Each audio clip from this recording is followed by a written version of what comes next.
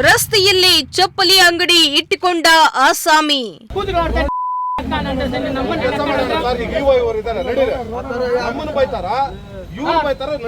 ಪೊಲೀಸರ ವಾರ್ನಿಂಗಿಗೂ don't care.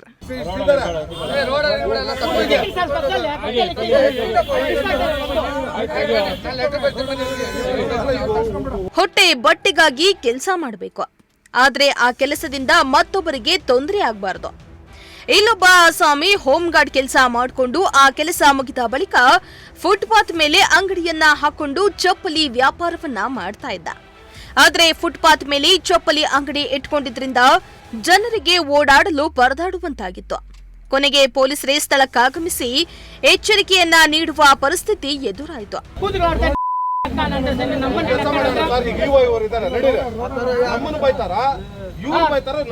Chikkaballapur ನಗರದ ಹೃದಯ ಭಾಗವಾದ ಟಿಪಿಎಸ್ ಕಾಂಪೌಂಡ್ಗೆ ಹೊಂದಿಕೊಂಡಿರುವ ಗೇಟ್ ಬಳಿ ಹೋಮ್ ಗಾರ್ಡ್ ಕಚೇರಿಯಲ್ಲಿ ಕೆಲಸ ಮಾಡುವ ಕೃಷ್ಣಪ್ಪ ಎಂಬಾತ ಫುಟ್ಪಾತ್ನಲ್ಲಿ ಅಂಗಡಿಯನ್ನ ಇಟ್ಟುಕೊಂಡು ಚಪ್ಪಲಿ ವ್ಯಾಪಾರ ಮಾಡ್ತಿದ್ದಾರೆ. ಸುಮಾರು ವರ್ಷಗಳಿಂದ ವ್ಯಾಪಾರ ಮಾಡ್ಕೊಂಡು ಬರ್ತಿದ್ದಾರೆ. ಚಪ್ಪಲಿಗಳನ್ನ ರಸ್ತೆಯವರೆಗೂ ಇಟ್ಕೊಂಡು ವ್ಯಾಪಾರ ಮಾಡ್ತಾ ಇದ್ದು ಪಾದಚಾರಿಗಳಿಗೆ ಓಡಾಡಲು ಕಷ್ಟ ಆಗ್ತಾ ಇದೆ.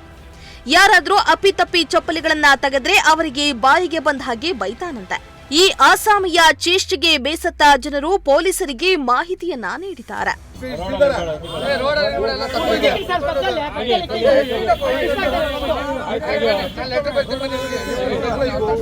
ಇನ್ನು ಸ್ಥಳಕ್ಕೆ ಬಂದ ಪೊಲೀಸರಿಗೆ ಈ ಆಸಾಮಿಯ ವರ್ತನೆಯನ್ನ ನೇರವಾಗಿ ತೋರಿಸಿದ್ದಾರೆ. ಪಿಎಸ್ಐ ಹಾಗೂ ಸಿಬ್ಬಂದಿ ಆತನಿಗೆ ಬುದ್ಧಿ ಹೇಳಿ ಚಪ್ಪಲಿ ಹಾಗೂ ಟೈರ್ಗಳು ಒಳಗಿಡುವಂತೆ ಸೂಚನೆಯನ್ನ ನೀಡಿದ್ರು. ಜೊತೆಗೆ ದಲಿತ ಸಂಘಟನೆ ಮುಖಂಡರು ಆತನಿಗೆ ಬುದ್ಧಿ ಹೇಳಿ ಸಾರ್ವಜನಿಕರಿಗೆ ತೊಂದರೆ ಕೊಡಬೇಡಿ, ಮೊದಲು ರಸ್ತೆಯಲ್ಲಿರುವ ಸಾಮಾನುಗಳನ್ನ ಒಳಗೆ ಇಟ್ಕೊಳ್ಳಿ, ಇಲ್ಲ ಅಂದ್ರೆ ನೆಟ್ಟಗಿರೋಲ್ಲ ಎಂದು ಗದರಿಸಿದ್ರು. ಆದ್ರೆ ಧಮಕಿ ಹಾಕಿ ಪೊಲೀಸರ ಮುಂದೆಯೇ ಮಾತನಾಡಿದ್ದಾನೆ. ಪೊಲೀಸರ ಮುಂದೆ ಸಾಮಾನುಗಳು ಒಳಗೆ ಇಟ್ಟು ಪೊಲೀಸರು ಹೋದ್ಮೇಲೆ ಮತ್ತೆ ರಸ್ತೆಗೆ ಸಾಮಾನುಗಳನ್ನ ಇಟ್ಕೊಂಡಿದ್ದಾನೆ.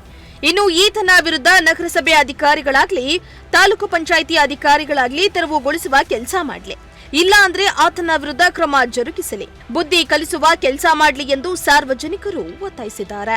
ಮೋಹನ್ ಕುಮಾರ್, ಪ್ರಜಾಶಕ್ತಿ ಟಿವಿ, ಚಿಕ್ಕಬಳ್ಳಾಪುರ.